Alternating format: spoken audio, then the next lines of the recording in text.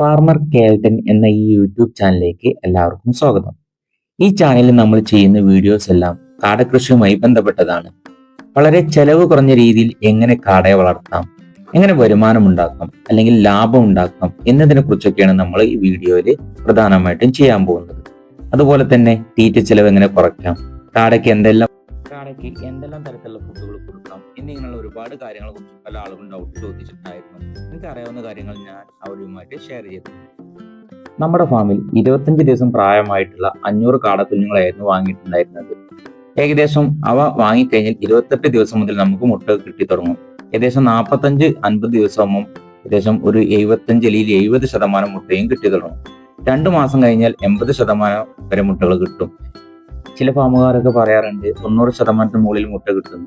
ഞാനൊരു 80%ആണ് പ്രതീക്ഷിക്കുന്നത്. എന്നാൽ 80% മുകളിൽ പല കാട കർഷകർക്കും കിട്ടാറുണ്ട്. പക്ഷെ ഞാൻ ശരാശരിയായിട്ട് ഒരു 80% ഞാൻ പ്രതീക്ഷിക്കുന്നത്. ഇവിടെ ഞാൻ ഓപ്പൺ ആയിട്ട് ഇതിലുള്ള രീതിയിലാണ് കാടകൾ വളർത്തുന്നത്. പട്ടികയൊക്കെ വാങ്ങി സൈഡിൽ കൂടുപോലെ അടിച്ചുണ്ടാക്കി അതിന് സൈഡിലൊക്കെ ചിക്കൻ നെറ്റൊക്കെ വെച്ച് കെട്ടി ഇതുപോലെ കായ് ഈർച്ചപ്പൊടി വിതറി കാടകൾക്ക് ആവശ്യമായിട്ടുള്ള വെള്ളവും അതുപോലെ തീറ്റയൊക്കെ കൊടുത്തിട്ടാണ് ഞാൻ കാട വളർത്തുന്നത്. നമ്മുടെ ഫാമിൽ നിന്ന് ഒരു മാസം ആയപ്പോൾ നമുക്ക് കിട്ടിയിട്ടുള്ള ആദ്യത്തെ മുട്ടയാണുള്ളത്. എന്നാൽ ഒരു കാടകർഷകനെ സംബന്ധിച്ച് ആദ്യത്തെ മുട്ട കിട്ടുന്ന സമയം വളരെ സന്തോഷമുള്ള ഒരു നിമിഷമാണ്. പിന്നീടുള്ള ദിവസങ്ങളിൽ നമുക്ക് ദിവസം കഴിയുന്തോറും കൂടുതൽ മുട്ടകൾ കിട്ടി തുടങ്ങും. ഈ മുട്ടയുടെ എണ്ണം കൂടുതലായിട്ട് കിട്ടി തുടങ്ങും.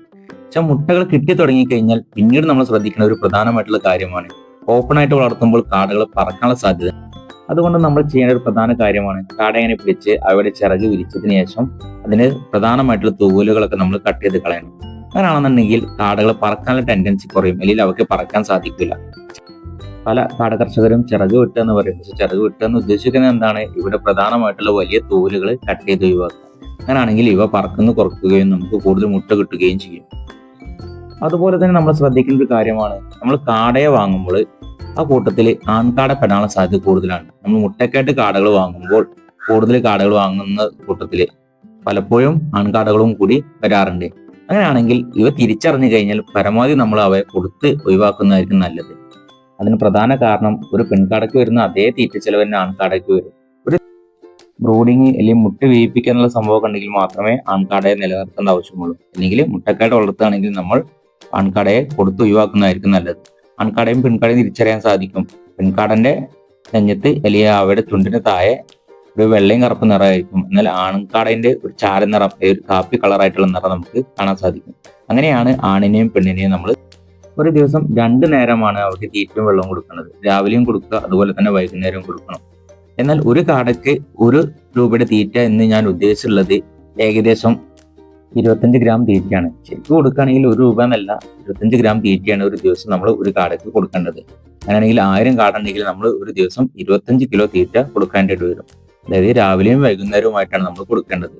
രാവിലെ പകുതി കൊടുക്കുക, അതുപോലെ തന്നെ വൈകുന്നേരം പകുതി കൊടുക്കുക. എനിക്കിവിടെ വന്നിട്ടുള്ളത് 500 കാടക്ക് ആയതുകൊണ്ട് ഒരു ദിവസം 12 കിലോ തീറ്റയാണ്. രാവിലെ 6 കിലോയും അല്ലെങ്കിൽ 6.25 കിലോയും, ഉച്ചയ്ക്ക് ശേഷം വൈകുന്നേരം 6 കിലോ അല്ലെങ്കിൽ 6.25 കിലോയും കൊടുക്കും. ഇവിടെ ഞാൻ ചിക്കൻ നെറ്റിന്റെ സൈഡിലായിട്ട് ചാക്ക് ഇതുപോലെ കട്ട് ചെയ്തിട്ട് ഇങ്ങനെ ആണി അടിച്ച് വെച്ചിട്ടുണ്ട്. ഇതിന് പുറത്തേക്ക് കാണാതിരിക്കാൻ വേണ്ടിയാണ്. നമ്മൾ പുറത്തേക്ക് എല്ലാം നായ പട്ടിയോ അല്ലെങ്കിൽ മറ്റെന്തെങ്കിലും പൂച്ചയോ എന്തെങ്കിലും വന്നു കഴിഞ്ഞാൽ ഇവ പേടിക്കുകയും സ്വാഭാവികമായിട്ടും പേടിച്ചു കഴിഞ്ഞാൽ മുട്ട കുറയും, അല്ലെങ്കിൽ ഇവ ചാവാനുള്ള സാധ്യത കൂടുതലാണ്. അതുകൊണ്ട് ഞാൻ അങ്ങനെ കവർ ചെയ്ത് വെച്ചിട്ടുള്ളത്. അതുപോലെ തന്നെ മുകളിൽ ഞാൻ ഓല വെച്ചിട്ട് ചൂട് അകറ്റാൻ വേണ്ടി ശ്രമിച്ചിട്ടുണ്ട്. ഇവിടെ കാടക്കൂട്ടിലേക്ക് നല്ല ചൂട് വന്നു കഴിഞ്ഞാൽ അതും കാടയെ സംബന്ധിച്ച് നല്ല പ്രശ്നമാണ്. അതുകൊണ്ട് ചൂട് കുറയ്ക്കാൻ വേണ്ടി മുകളിൽ വിരിച്ച ഷീറ്റിന്റെ താഴെ ഓലയും മറ്റും വെച്ച് ഞാൻ അഡ്ജസ്റ്റ് ചെയ്തിട്ടുണ്ട്. അങ്ങനെയാണെങ്കിൽ കൂട്ടിലേക്ക് വരുന്ന ചൂടിന്റെ അളവ് നമുക്ക് പരമാവധി കുറയ്ക്കാൻ വേണ്ടി സാധിക്കും. ഇവയ്ക്ക് ഇവരുടെ ശരീരം എപ്പോഴും നല്ലൊരു ചൂടുള്ള ശരീരമാണ്. അതുകൊണ്ട് തന്നെ ഇവയ്ക്ക് കൂടുതൽ ചൂട് കൂടിക്കഴിഞ്ഞാൽ ഇവ ചത്തുപോകാനുള്ള സാധ്യത കൂടുതലാണ്. പിന്നെ ചെറിയ കുഞ്ഞുങ്ങളെ വളർത്തുന്ന സമയത്ത് നമ്മൾ അവർക്ക് ചൂട് ആവശ്യമായത് കൊണ്ട് തന്നെ അതിനനുസരിച്ചുള്ള കാര്യങ്ങളൊക്കെ സെറ്റ് ചെയ്ത് ബൾബൊക്കെ ഇട്ട് കൊടുത്തിട്ടാണ് നമ്മൾ വളർത്തുന്നത്. കൂട്ടിൽ എപ്പോഴും വെള്ളം ഉണ്ടായിരിക്കണം. വെള്ളത്തിന്റെ അളവ് ഒരിക്കലും കുറയാൻ ഉള്ള ഒരു സാഹചര്യം ഉണ്ടാവരുത്. നമ്മൾ ചെലവ് കുറഞ്ഞ രീതിയിലാണ് കാടയെ വളർത്തുന്നത്. അതുകൊണ്ട് തന്നെ ചെലവ് കുറഞ്ഞ രീതിയിലുള്ള കാര്യങ്ങളൊക്കെ ചെയ്യാൻ വേണ്ടി നമ്മൾ ശ്രമിക്കുക. ഞാനിവിടെ കുറച്ച് പാത്രങ്ങൾ പൈസ കൊടുത്ത് പുറത്തുനിന്ന് കടയിൽ നിന്ന് വാങ്ങിയിട്ടുണ്ട്. ബാക്കി ഞാൻ സ്വന്തമായിട്ട് നിർമ്മിച്ചിട്ടുള്ള ഒരു വെള്ളം കൊടുക്കാനുള്ള രീതിയിലുള്ള പാത്രങ്ങളാണ് ഞാൻ ഇവിടെ തയ്യാറാക്കിയിട്ടുള്ളത്. അങ്ങനെ ആകുമ്പോൾ നമുക്ക് പരമാവധി ചെലവ് കുറച്ചുകൊണ്ട് നമുക്ക് ചെയ്യാൻ വേണ്ടി സാധിക്കും. അടക്കൃഷി പൊതുവെ ചെലവ് കൂടിയതാണ്. അതുകൊണ്ട് പരമാവധി ചെലവ് കുറയ്ക്കാൻ വേണ്ടിയാണ് നമ്മൾ ശ്രമിക്കേണ്ടത്. അതുപോലെ തന്നെ താഴെ ഇരിക്കുന്ന വേസ്റ്റുകൾ നിങ്ങൾ കണ്ടിട്ടുണ്ടായിരിക്കും. അവർക്ക് ഞാനിവിടെ ഈർച്ചപ്പൊടി വിതറിയത് കൊണ്ട് 4 ദിവസം 5 ദിവസം കൂടുമ്പോഴാണ് അടിയിലെ വേസ്റ്റൊക്കെ ഞാൻ നീക്കം ചെയ്ത് കൊടുക്കുന്നത്. താഴെ വേസ്റ്റ് നീക്കം ചെയ്യാതെ അല്ലെങ്കിൽ ചളിപിളിയായി കിടന്നു കഴിഞ്ഞാൽ അവരുടെ കാല് ഒട്ടിപ്പിടിക്കുകയും അത് അവരുടെ നഖം അല്ലെങ്കിൽ കാലും പരിക്ക് പറ്റുവാനൊക്കെ സാധ്യത കൂടുതലാണ്. അതുകൊണ്ട് ഇടയ്ക്കിടയ്ക്ക് നമ്മൾ താഴെ വേസ്റ്റൊക്കെ നീക്കം ചെയ്യണം. നമ്മുടെ ഫാമിൽ കൂടുതൽ മുട്ടകളൊക്കെ കിട്ടാൻ തുടങ്ങിയിട്ടുണ്ട്. അപ്പോൾ മുട്ടകൾ കിട്ടുമ്പോൾ നിങ്ങൾ ശ്രദ്ധിക്കേണ്ട ഒരു പ്രധാനമായിട്ടുള്ള കാര്യങ്ങളാണ് കൂട്ടിൽ നല്ല രീതിയിൽ തീറ്റ കൊടുക്കണം. കാടയ്ക്ക് ആവശ്യമുള്ള തീറ്റ കൊടുക്കണം. തീറ്റന്റെ അളവ് കൂടാനും പാടില്ല, അതുപോലെ കുറയാനും പാടില്ല. അതുപോലെ തന്നെ ഫുൾ ടൈം കൂട്ടിൽ വെള്ളം ഉണ്ടായിരിക്കണം. അതുപോലെ തന്നെ നിങ്ങൾ ശ്രദ്ധിക്കേണ്ട ഒരു കാര്യം, നമ്മൾ കാടയെ നോക്കുന്ന ഒരാളാണെങ്കിൽ നമ്മൾ മാത്രമേ കാടക്കൂട്ടിലേക്ക് ചെല്ലാനും അതുപോലെ അവരുമായി ഇടപഴകാനും പാടുള്ളൂ. വീട്ടിലുള്ള മറ്റാളുകൾ പെട്ടെന്നൊരു ദിവസം കയറി വന്നു കഴിഞ്ഞാൽ അത് കാടയ്ക്ക് ഒരുപാട് ബുദ്ധിമുട്ടുണ്ടാക്കും, അല്ലെങ്കിൽ അവ പേടിച്ചോടാനുള്ള സാധ്യത കൂടുതലാണ്. അവ പേടിച്ചു കഴിഞ്ഞാൽ മുട്ട കുറയാനും അതുപോലെ അവ ചാവാനുള്ള സാധ്യത കൂടുതലാണ്.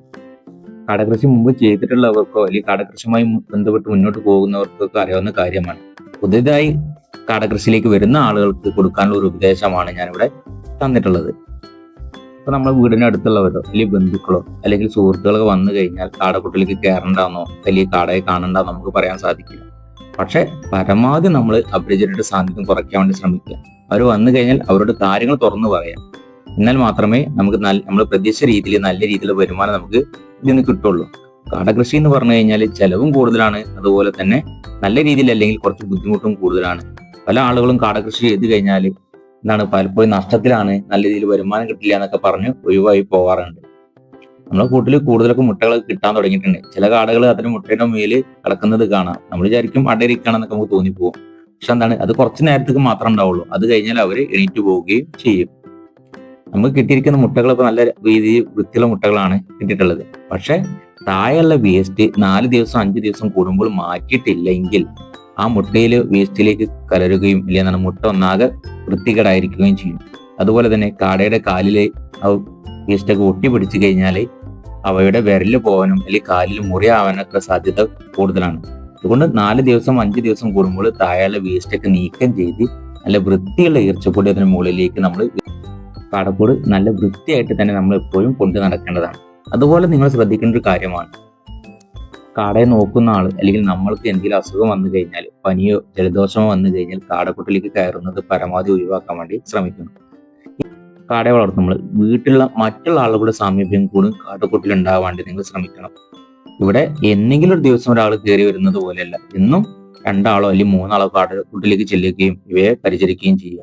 അതുപോലെ തന്നെ കാടകൾ തമ്മിൽ പരസ്പരം കൊത്തി മുറിയേൽപ്പിക്കാനും, അതുപോലെ ഏതെങ്കിലും ഒരു കാടയ്ക്ക് മേത്ത് മുറിയായി കഴിഞ്ഞാൽ മറ്റുള്ള കാടകൾ അതിനെ കൊത്തി കൊല്ലാനുള്ള സാധ്യത കൂടുതലാണ്.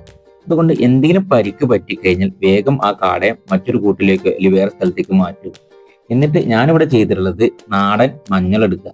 ആ മഞ്ഞൾ നല്ല രീതിയിൽ കല്ലിൽ വറുതി എടുത്തതിന് ശേഷം അതിന്റെ ആ പൊടി അല്ലെങ്കിൽ ആ നനഞ്ഞിരിക്കുന്നത് ആ വേസ്റ്റ് ഒന്നാകെ കാടയുടെ മുറിയുള്ള ഭാഗത്തു നിന്ന് നല്ല രീതിയിൽ പുരട്ടി കൊടുത്താൽ മതി. അതിന് മുകളിൽ നല്ല രീതിയിൽ ഒന്ന് ഒട്ടിച്ച് വെച്ചാൽ മതി. എങ്കിൽ 1 ദിവസം 2 ദിവസം കഴിയുമ്പോൾ തന്നെ ആ മുറി ഉണങ്ങുന്നതായിട്ട് കാണാൻ സാധിക്കും. ഒരു മുഴുവനായിട്ട് മാറിയതിനു ശേഷം മാത്രമേ പിന്നെ നമ്മൾ ആ കാടക്കൂട്ടിലേക്ക് ആ കാടയെ വെക്കാൻ പാടുള്ളൂ. ഇവിടെ അതിന്റെ ബാക്ക് സൈഡിലാണ് മുറിയുള്ളത്. ഇപ്പൊ ഞാൻ മഞ്ഞൾ ഉരച്ച് അതിന്റെ ഇതൊക്കെയാണ് ഇതിന്റെ മേല് ഒട്ടിച്ചു കൊടുക്കുന്നത്. അങ്ങനെ മുറി കണ്ടു കഴിഞ്ഞാൽ പെട്ടെന്ന് തന്നെ നിങ്ങൾ ആ കാടയെ മാറ്റണം, ഇല്ലെങ്കിൽ മറ്റുള്ള കാടകളെ അവയെ കൊത്തിക്കൊല്ലും. കൊന്നു കഴിഞ്ഞാൽ കാട കർഷകനെ സംബന്ധിച്ച് ഒരു കാട നഷ്ടപ്പെടുക എന്ന് പറഞ്ഞു കഴിഞ്ഞാൽ തന്നെ വലിയ നഷ്ടമാണ്. നമ്മൾ ഇവയിൽ നിന്ന് കിട്ടുന്ന മുട്ട പ്രതീക്ഷിച്ചാണ് ഇവയെ വാങ്ങുന്നതും അത് വരുമാനം ഉണ്ടാക്കാം എന്നുള്ള രീതിയിലാണ് നമ്മൾ കാടയെ വളർത്തുന്നതും. അപ്പം അതുകൊണ്ട് തന്നെ നിങ്ങൾക്ക് അവർക്ക് ഒരിക്കലും അസുഖങ്ങളോ അല്ലെങ്കിൽ ഇവയുടെ മേത്ത് മുറികളോ അല്ലെങ്കിൽ പരിക്കുകളോ വരാതെ നിങ്ങൾ നല്ല രീതിയിൽ ശ്രദ്ധിക്കേണ്ടതായിട്ടുണ്ട്. ഇങ്ങനെ മാറ്റിക്കഴിഞ്ഞാൽ അവർക്ക് ഒരു പ്രത്യേകമായിട്ടുള്ള വെള്ളവും ഇല്ലെങ്കിൽ അതിനനുസരിച്ചുള്ള തീറ്റ നമ്മൾ വേറെ തന്നെ കൊടുക്കണം. പരിക്ക് പറ്റിയ കാടയെ മാത്രമേ മാറ്റാൻ പാടുള്ളൂ. എല്ലാത്തിനും പിടിച്ച് മാറ്റിക്കഴിഞ്ഞാൽ അപ്പോൾ വീണ്ടും പരസ്പരം കൊത്തിക്കൂടി പരിക്കുള്ള കാടയെ അവയെ കൊത്തിക്കൊല്ലുകയാണ് ചെയ്യുന്നത്. പരിക്കുള്ള കാടയെ നമ്മൾ വേറെ മാറ്റിക്കഴിഞ്ഞാൽ അവയ്ക്കും നല്ല രീതിയിൽ നമ്മൾ ശ്രദ്ധിക്കണം. അവയ്ക്ക് പിന്നീടൊരു ഇൻഫെക്ഷൻ വരാത്ത രീതിയിൽ കൂടെ എപ്പോഴും നല്ല വൃത്തിയുള്ള രീതിയിൽ നമ്മൾ ശ്രദ്ധിക്കേണ്ടതായിട്ടുണ്ട്. ഇവിടെ ഞാൻ വേസ്റ്റ് നീക്കാൻ വേണ്ടി നല്ലൊരു അടിക്കാട്ടുകോരിയാണ് വാങ്ങിയിട്ടുള്ളത്. അടിക്കാട്ടുകോരി കൊണ്ട് അടിയുള്ള വേസ്റ്റ് നമുക്ക് നല്ല രീതിയിൽ നീക്കിയെടുക്കാൻ വേണ്ടി സാധിക്കും. ഒരു ബക്കറ്റോ അല്ലെങ്കിൽ അതിനായിട്ടുള്ള ഒരു പ്രത്യേക പാത്രങ്ങൾ നമ്മൾ മാറ്റി വെക്കുക. കാടക്കൂട് വൃത്തിയാക്കാനുള്ള ആ പാത്രങ്ങൾ മറ്റുള്ള ആവശ്യങ്ങൾക്ക് വേണ്ടി എടുക്കുന്നത് പരമാവധി നമ്മൾ ഒഴിവാക്കണം. താഴെ വേസ്റ്റുകൾ നല്ല രീതിയിൽ കോരി എടുത്തതിന് ശേഷം ആണ് നമ്മൾ ഈർച്ചപ്പൊടി വിതരേണ്ടത്. കൂട് നല്ല രീതിയിൽ വൃത്തിയാക്കണം. കൂടുതൽ എവിടെയെങ്കിലും വേസ്റ്റ് ബാക്കി വന്നു കഴിഞ്ഞാൽ ഇത് കടകൾക്ക് അസുഖമുള്ള ഉണ്ടാകാനുള്ള സാധ്യത നല്ല രീതിയിൽ കൂടുതലാണ്. ഇപ്പോൾ പലപ്പോഴും നമ്മൾ വേസ്റ്റ് എടുക്കുമ്പോൾ ആ വേസ്റ്റ് പാത്രത്തിലേക്ക് കൊത്താനും അല്ലെങ്കിൽ ആ വേസ്റ്റ് നീക്കം ചെയ്യുമ്പോൾ അതിലേക്ക് വന്ന് ഇങ്ങനെ എപ്പോഴും കയറി നിൽക്കാനുള്ള സാധ്യത കൂടുതലാണ്. എന്നാലും എന്താണ്, അവയെ തള്ളി മാറ്റിയതിനു ശേഷം മാത്രമേ നമ്മളെ വേസ്റ്റ് എടുക്കാൻ പാടുള്ളൂ. അല്ലെങ്കിൽ ഇതുപോലെ വേസ്റ്റ് എടുത്തു കഴിഞ്ഞാൽ അവരുടെ കാലിന് മുറിയാവും. പല അവർക്ക് പരിക്ക് പറ്റാതെ നല്ല രീതിയിൽ നമ്മൾ അവരെ ശ്രദ്ധിക്കേണ്ടതായിട്ടുണ്ട്. ഇവിടെ ഞാൻ താഴെ വേസ്റ്റ് ചിലപ്പം ഉറച്ചു ഇടിക്കുന്ന അല്ലെങ്കിൽ താഴെ നല്ല രീതിയിൽ ഒട്ടിപ്പിടിച്ചെടുക്കുന്നത് കണ്ടു കഴിഞ്ഞാൽ ഇതുപോലെ ചട്ടം കൊണ്ടാണ് നീക്കാറുള്ളത്. ചട്ടം ഉപയോഗിക്കുമ്പോഴും അവിടെ മേത്ത് മുറിയാവാനുള്ള സാധ്യത കൂടുതലാണ്. ഇതൊക്കെ നിങ്ങൾ നല്ല രീതിയിൽ ശ്രദ്ധിക്കേണ്ടതായിട്ടുണ്ട്. അപ്പോൾ വേസ്റ്റൊക്കെ നീക്കം ചെയ്ത് കഴിഞ്ഞാൽ എന്ത് ചെയ്യാം, നല്ല ഈർച്ചപ്പൊടി കൊണ്ടുവന്നിട്ട് താഴേക്ക് വിടുക. ഇവിടെ നീക്കം ചെയ്ത വേസ്റ്റ് ഒന്നുകിൽ നമുക്ക് ബയോഗ്യാസോ അല്ലെങ്കിൽ തെങ്ങിനോ അല്ലെങ്കിൽ വാഴക്കുള്ള വളമായിട്ടൊക്കെ നമുക്ക് ഉപയോഗിക്കാവുന്നതാണ്. നല്ല രീതിയിൽ നീക്കം ചെയ്തതിനു ശേഷം നമ്മൾ എന്ത് ചെയ്യാം, ഈർച്ചപ്പൊടി കൊണ്ടുവരിക. ഈർച്ചപ്പൊടി എന്ന് ഇവിടെ പറയുന്നത് മില്ലത്തെ പൊടിയല്ല, പകരം ആശാരിമാര് ചിപ്പിൾ എന്തുണ്ടാവുന്ന വേസ്റ്റ് അതാവുമ്പോൾ എന്താണ്, താഴെ ഈർപ്പം നിൽക്കാതെ അവിടെ വേസ്റ്റ് അല്ലെങ്കിൽ അവിടെ കാഷ്ടത്തിലെ ഈർപ്പൊക്കെ പെട്ടെന്ന് ആ പൊടി വലിച്ചെടുക്കും. താഴെ ഇതുപോലെ ഈർച്ചപ്പൊടി വിതറി കഴിഞ്ഞാൽ അവർക്ക് അതിൽ കുളിക്കാനുള്ള ടെൻഡൻസി കൂടുതലാണ്. നമ്മൾ പുതിയൊരു പൊടി ഇട്ട് എടുക്കുന്ന സമയത്ത് അവ ആ പൊടിയിലേക്ക് ഓടി വരികയും അത് അതിലൊന്നാകെ കുളിക്കാനുള്ള ഒരു താല്പര്യം കാണിക്കുകയൊക്കെ ചെയ്യും. നമ്മൾ വീട്ടിൽ കോഴിനെ വളർത്തുന്ന ആൾക്കാരാണെങ്കിൽ കോഴിനെ വിട്ട് കഴിഞ്ഞ പൊടിമണ്ണിലൊക്കെ പോയി കോഴി കുളിക്കുന്നത് കാണുന്നത് നിങ്ങൾക്ക് കാണാൻ സാധിക്കും. അതുപോലെ തന്നെയാണ് കാടകളും. കാടക്ക് ഇതുപോലെ നല്ല രീതിയിൽ പൊടി ഇട്ട് കൊടുത്തു കഴിഞ്ഞാൽ അതിൽ കയറി അവ കുളിക്കും. അവ ഈ കുളിക്കുന്ന സമയത്ത് സൈഡിലേക്ക് പൊടിയൊക്കെ തെറിപ്പിക്കും, അല്ലെങ്കിൽ ഒന്ന് ചിക്കി പെറുക്കുന്നത് കാണാൻ നമുക്ക് സാധിക്കും. എന്നാൽ ഈ ചിക്കി പെറുക്കുകയില്ല പൊടി തെറിപ്പിക്കുന്ന സമയത്ത് നമുക്ക് കൊടുക്കുന്ന ഈ തീറ്റപാത്രത്തിലും അല്ലെ വെള്ളത്തിന്റെ പാത്രത്തിലേക്ക് ഒന്നാകെ പൊടി കയറിപ്പോടും. അപ്പം ഈ തീറ്റപാത്രം വെള്ളപാത്രം നിങ്ങൾ എന്ത് ചെയ്യാം, ഒന്നോ രണ്ടോ ഇഷ്ടിക ഉപയോഗിച്ചിട്ട് ഉയർത്തി വെക്കാൻ വേണ്ടി ശ്രമിക്കുക. അങ്ങനെയാണെന്നുണ്ടെങ്കിൽ ആ പാത്രത്തിലേക്ക് വീഴുന്ന വേസ്റ്റ് ഒക്കെ നമുക്ക് പരമാവധി കുറയ്ക്കാൻ വേണ്ടി സാധിക്കും. വേസ്റ്റ് വീണെന്ന് കണ്ടു കഴിഞ്ഞാൽ തന്നെ പെട്ടെന്ന് അത് നീക്കം ചെയ്യാൻ വേണ്ടി ശ്രമിക്കും. ഈ വേസ്റ്റ് വീഴാത്ത രീതിയിലുള്ള ഒരു സെറ്റപ്പും കാര്യങ്ങളും നിങ്ങൾ ചെയ്തു കൊടുക്കണം. നമ്മൾ ഈ ഫാം തുടങ്ങിയിട്ട് ഏകദേശം 1.5 മാസത്തോളമായി. 1.5 മാസത്തോളം ആയപ്പോൾ തന്നെ നമുക്ക് കൂടുതൽ മുട്ടയൊക്കെ കിട്ടാൻ തുടങ്ങിയിട്ടുണ്ട്. താഴെയുള്ള ഈർച്ചപ്പൊടി പുതിയ ഈർച്ചപ്പൊടി ആണെങ്കിൽ പൊതുവെ ആ മുട്ടയിലാകുന്ന വേസ്റ്റ് നമുക്ക് പരമാവധി ഒഴിവാക്കാൻ വേണ്ടി സാധിക്കും. താഴെ വേസ്റ്റ് നീക്കം ചെയ്തില്ലെങ്കിൽ മുട്ടയിൽ ഒന്നാകെ ഒട്ടിപ്പിടിക്കുകയും പിന്നീട് ആ മുട്ട നമ്മൾ മാർക്കിലേക്ക് കൊടുക്കുമ്പോൾ നല്ല കേക്ക് വൃത്തിയാക്കി കൊടുക്കേണ്ടതായിട്ട് വരും. അപ്പൊ അത് ഒരു കടക്കർഷകനെ സംബന്ധിച്ച് അല്ലെങ്കിൽ നമ്മളെ സംബന്ധിച്ച് വളരെ ബുദ്ധിമുട്ടുള്ള ഒരു കാര്യമാണ്. ഇതിങ്ങനെ കൂട്ടിൽ നിന്ന് മുട്ടെടുക്കുക അല്ലെങ്കിൽ ഓരോ മുട്ട കേക്ക് വൃത്തിയാക്കുക എന്നൊക്കെ പറഞ്ഞു കഴിഞ്ഞാൽ. അപ്പൊ താഴെ നല്ല വൃത്തിയുള്ള പൊടിയും കാര്യങ്ങളൊക്കെ ആണെങ്കിൽ മുട്ടയിൽ വരുന്ന വേസ്റ്റ് നമുക്ക് പരമാവധി ഒഴിവാക്കാൻ വേണ്ടി സാധിക്കും. ഇനി മുട്ട പൊറുക്കുമ്പോൾ അതിനായിട്ട് സെപ്പറേറ്റ് പാത്രം നമ്മൾ ഉപയോഗിക്കണം. ആ പാത്രത്തിലാണെങ്കിൽ കൂടുതൽ മുട്ട നമ്മളത് ഇതിലേക്ക് പെറുക്കി വെച്ചതിന് ശേഷം നമ്മൾ കൊണ്ടുപോയിട്ട് പാക്ക് ചെയ്യാവുന്നതാണ്. പാക്ക് ചെയ്യുമ്പോൾ മാർക്കറ്റിൽ നിന്ന് ഇതുപോലെ നാടൻ മുട്ടൻ്റെ പാക്ക് വാങ്ങാൻ കിട്ടും. ഓരോ പാക്കിനും വ്യത്യസ്ത വിലകളാണ്. 2.50, 2.90, 3.50 എന്ന റേറ്റിലുള്ള പാക്കുകളൊക്കെ.